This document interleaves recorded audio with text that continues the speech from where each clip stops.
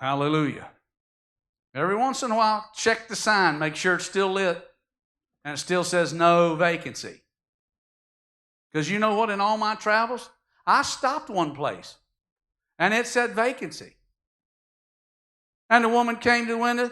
She said, we don't have any rooms. I said, well, it says vacancy. She said, well, the no got burned out. That's what's wrong with some Christians. Their no got burned out. Oh, my God. Preach up in here. Your no's been burned out. Get your light fixed. Yep. Hallelujah. Look at your neighbor right now and say, fix your light. Don't be bashful. Tell them, fix your light. I went back to my van. I was thoroughly aggravated.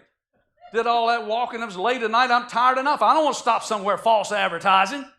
There's no vacancy. Fix it. Yep.